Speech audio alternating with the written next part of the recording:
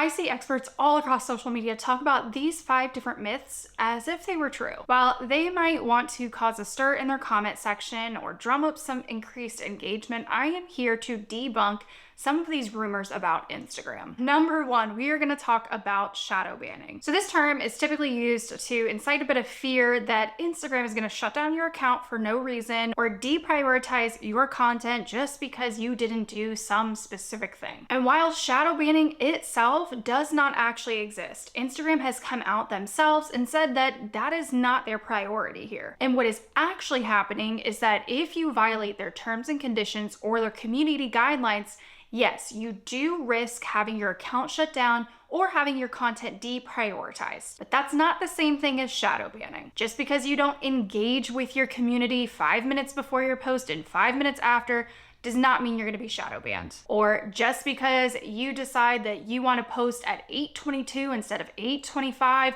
because that's the optimal time to post, that doesn't mean you're going to get shadow banned. So I see a lot of small business owners actually think that their account has been shadow banned because of whatever reason and their engagement's going down and their content's not being seen by their audience. But it often boils down to just 2 things. And it's either they need to revamp their content strategy or, like I mentioned, they did violate terms and conditions. So let's talk about the one that actually matters the most here, violating terms and conditions and community guidelines. Now, Instagram, you can go on their website and take a look at everything that they have listed out that would violate their terms and conditions, violate their community guidelines. It's all laid out for you. Now, this doesn't necessarily mean that I agree with all of their community guidelines.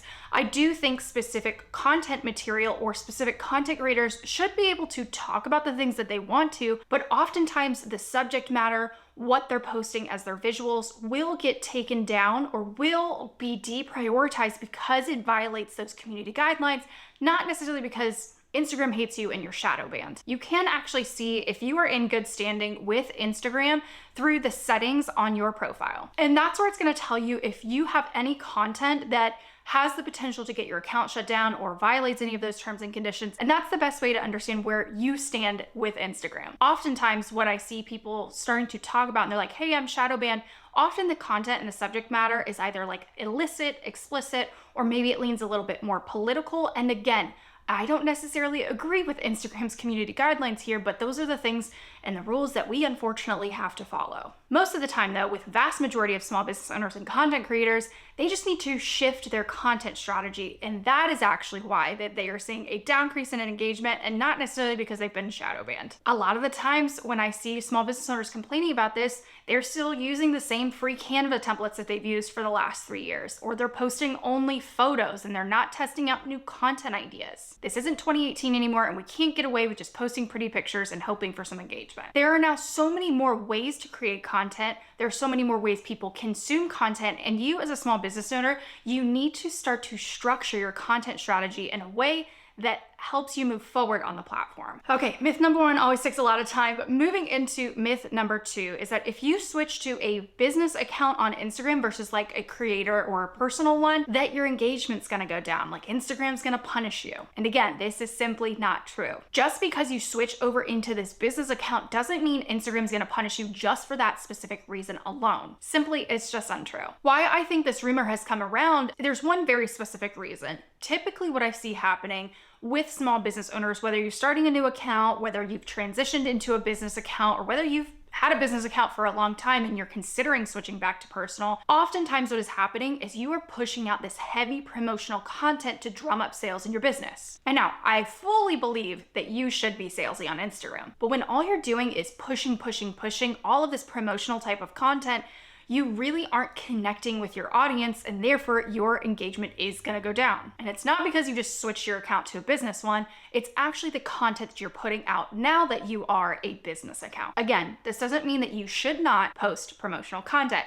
You just need to structure your content strategy in a way that either makes that promotional content engaging, or you have to balance it out with some value in connecting with your community. Myth number 3, Instagram only pushes out your content to 2% of your audience on purpose so that you'll pay for ads. Again, another rumor that simply isn't true. This actually boils down to the math and the science behind all of the users on Instagram. Instagram isn't here to punish you. Otherwise, their business in and of itself would fall apart. Ever since Instagram was founded, we have seen a steady increase in the number of users that are active on the platform. So that means there's going to be more competition, meaning people are looking at more accounts, creating more content, and overall there's just so many people fighting for that engagement. And yeah, because Instagram is a business, there are now going to be a little bit more ads out there. This is the nature of any social media platform out there. And listen, I get it. It stings to see when your engagement is going down, and it hurts when that content isn't getting pushed out to your audience more often.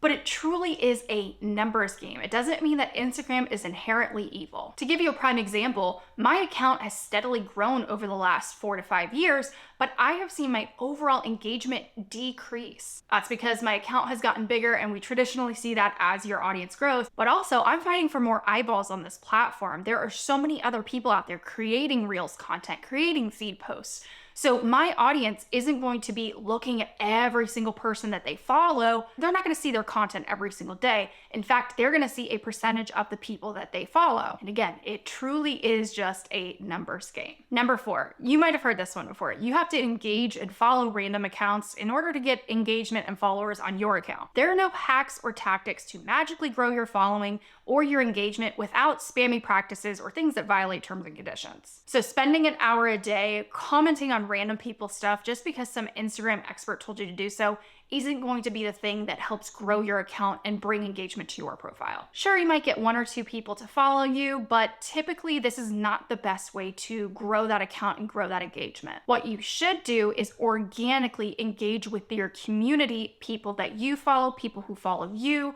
and really spend time inside of that social atmosphere, even though it's online. For me, what this looks like, I typically like to spend my time on Instagram when I am engaging with my community. I like replying back to comments, replying back to DMs, interacting with other people's stories. Like I love a good poll sticker, a question sticker on their stories. Or maybe for you, this looks like taking a look at your favorite creators' accounts and engaging with their stories, engaging with their feed posts. Or maybe there are some very large creators that you like to interact with. Start by commenting on their posts and having a thoughtful and engaging conversation with other people commenting or with that creator themselves. And again, instead of mindlessly scrolling through your feed and not interacting with those posts, you can genuinely leave comments on people that you follow's posts. Or again, just engage in those conversations that you might already see happening organically. And number 5, Instagram is going to ding you for using this feature. We see this all the time. Anytime Instagram makes an update or adds a new feature, people say that your engagement is going to go down if you use that feature. And again, I want you guys to think back. That would be against Instagram's best interest to penalize you for a new feature that they put out. And most of those new features require a lot of time, money, and energy and research.